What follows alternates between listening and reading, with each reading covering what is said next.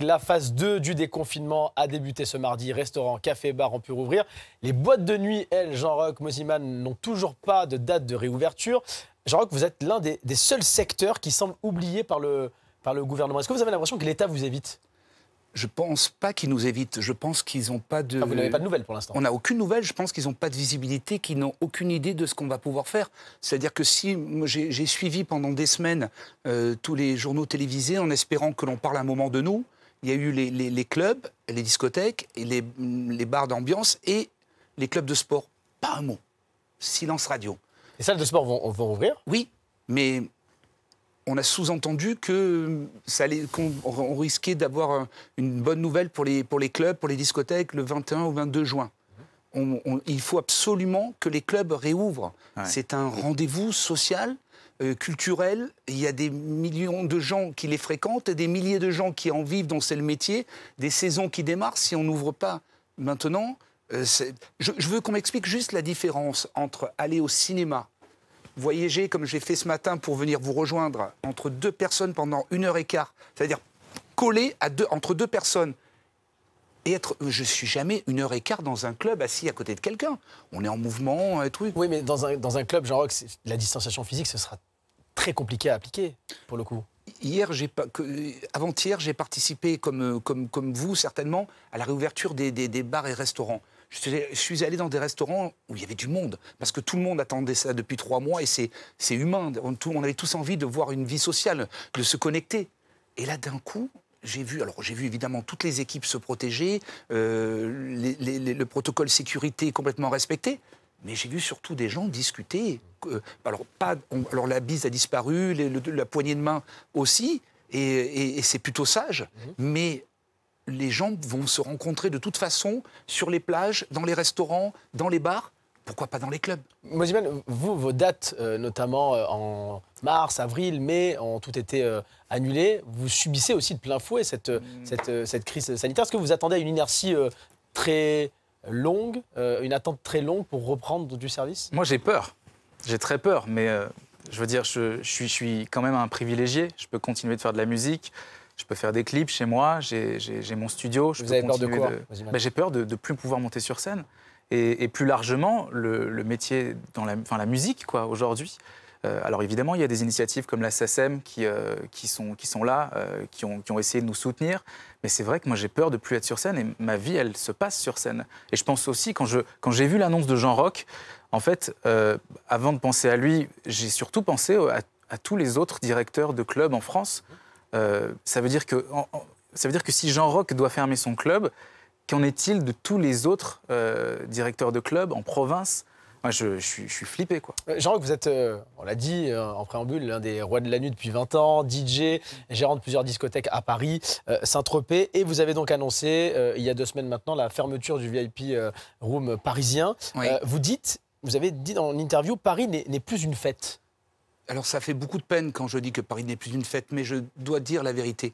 Je me dois de dire la vérité. Le VIP Room s'est arrêté rue de Rivoli. Le VIP Room continuera sa route ailleurs, certainement, dans un autre format. Il faut repenser, il faut s'adapter à son époque. Ça fait aussi partie de la situation d'essayer d'évoluer, de grandir, de renaître.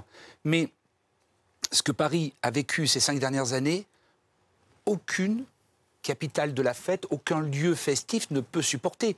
Moi, je suis peut-être l'arbre qui cache la forêt. On parle, Quentin parle des clubs. Oui, mais il y a des restaurants, des bars. Il y a beaucoup de commerces qui vont disparaître, malheureusement. Et si on ne fait pas quelque chose pour nous aider à continuer à redémarrer, les artistes joueront plus, ou rarement, ou dans des situations plutôt compliquées.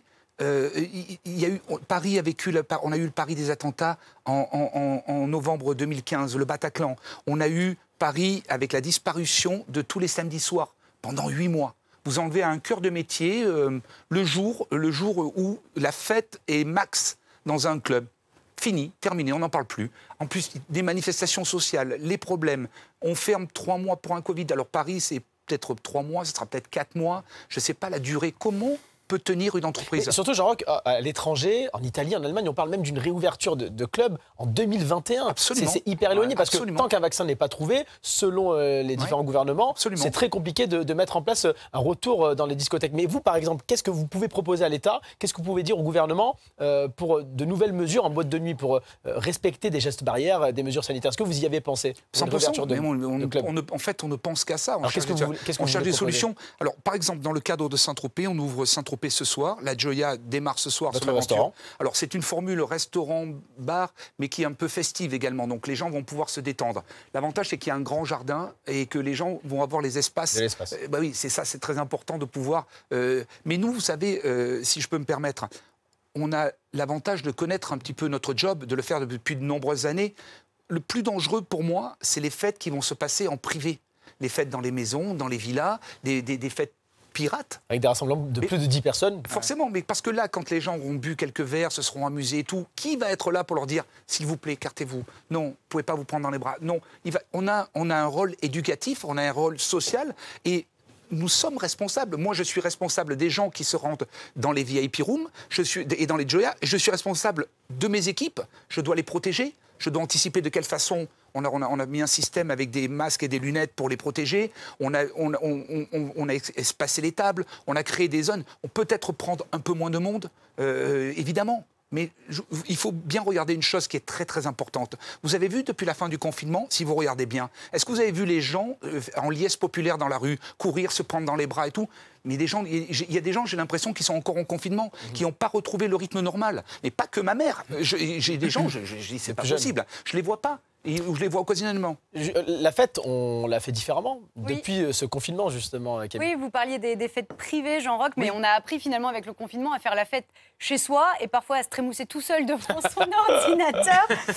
Par exemple, la DJ Barbara Butch a convié les fêtards à des soirées sur l'application Zoom pendant ces semaines de confinement.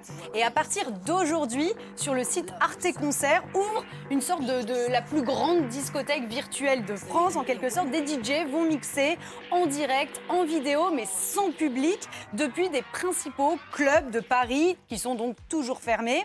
Ça se passera du jeudi au samedi de 19h à minuit. Je vous pose la question à tous les deux, mais faire la fête devant son ordinateur, qu'est-ce que ça vous évoque? C'est un peu la mort de l'art? C'est la fin.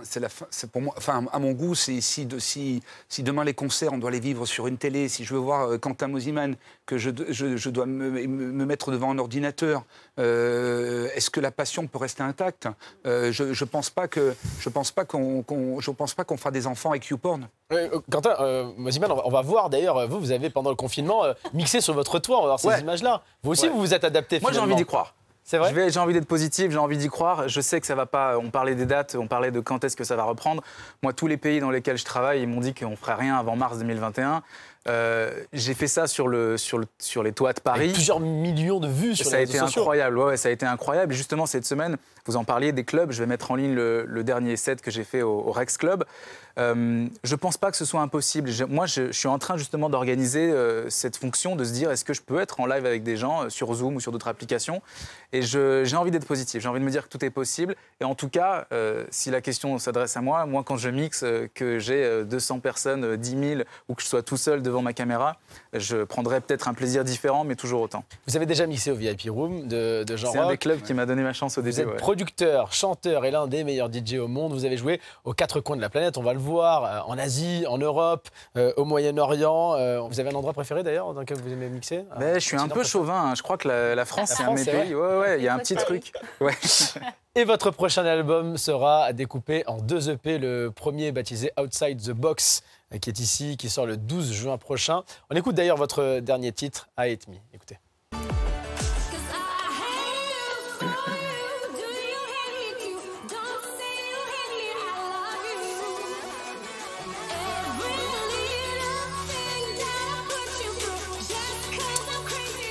Mosimann, pourquoi ce projet marque une rupture avec les précédents? Moi, c'est ma thérapie, ce projet. C'est une introspection. On m'a posé la question de savoir combien de temps j'avais mis à le faire. Et réellement, je crois que j'ai mis 15 ans à le faire. J'ai mis 15 ans parce que... Vous étiez malade, vous parlez de thérapie, vous étiez malade? Mais je crois qu'on est tous un peu malades. C'est une maladie qui se guérit, hein, beaucoup mieux que d'autres. Mais je pense que quand on est artiste, on est face à des problèmes. Et je pense que le meilleur moyen d'y faire face, c'est justement d'en faire des musiques. Et cet EP, Outside the Box, c'était une volonté de pouvoir faire un projet introspectif et de pouvoir, une fois, faire un projet sans se poser de questions, sans se demander est-ce que je vais le faire pour les radios, est-ce que je vais le faire pour les médias, pour les fans. Je l'ai avant tout fait pour moi-même en me disant je vais faire ce projet pour qu'il me ressemble. 2008, le grand public vous découvre à 20 ans. Ouais. C'est longtemps. Ouais, ça commence à faire. Gagnant de la Star Academy. Et dans Outside the Box, vous dites apparemment, j'en faisais souvent trop, pas authentique, avec un look androgyne, un sudiste, mi-miné, mi-gothique, le has-been de la Starac, le gay, le bof, le queutard. Fin de citation. Est-ce que vous regrettez votre époque Starac? La Starac, elle a changé ma vie. Elle a changé ma vie. Je lui dois énormément. C'est juste que je cracherai jamais sur cette émission qui m'a révélé. C'est juste que c'est vrai que des années après, ça c'est un extrait de Outside the Box qui est sur YouTube où justement j'explique en fait pourquoi je fais ce projet. Et quand je dis qu'elle a changé ma vie, c'est que rien ne serait possible sans cette émission. Et je crache pas dessus parce qu'aujourd'hui j'ai fait la paix avec ça et j'en parle toujours avec grand plaisir. C'est juste que 13 ans après, de ne pas avoir... Il y a un côté un peu j'ai pas la carte, quoi. Mais qui me donne encore plus envie de me battre. Donc, quelque part, c'est assez bénéfique. Jean-Roch, vous aussi, vous êtes chanteur. Alors, très peu de chanteurs français peuvent se targuer d'avoir fait un featuring avec Snoop Dogg. Vous l'avez fait, regardez. Beach by the sand, baby girl, I'm the man. What a deal, how you feel? You got sex appeal, and I just want a bit of that, a hit of that. Sit her back, let it up, hair down, music back. Comment le gamin de Toulon issu de parents immigrés italiens arrive à être pote avec Snoop Dogg?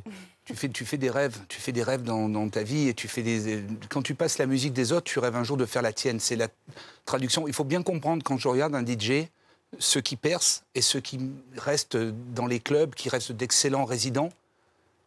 Il faut de l'amour pour la musique, il faut l'amour des gens. Il y a une passion qui s'instaure et tu rêves toujours, tu as des idées dans ta tête et tu vas absolument un jour arriver à les traduire. Et traduire, c'est une émotion tellement compliquée. Celui qui a dirigé cet album, qui a choisi les interprètes de cet album est Pharrell Williams. Il y a un titre qu'on n'a pas sorti, qui est pas sur l'album. Ouais. Mais Pharrell, écoutait les titres à Saint-Tropez et me disait ce titre-là, c'est Busta Rhymes qui doit le faire. Celui-là, il est parfait pour Snoop. C'est un DA de ouf. Et une aventure humaine de fou. Et tu sais, des fois, quand j'y pense, je me dis, mais si demain tout s'arrête, rien que pour mes enfants, c'est cool de revisionner tout ça, quoi. C'est un bel héritage, effectivement.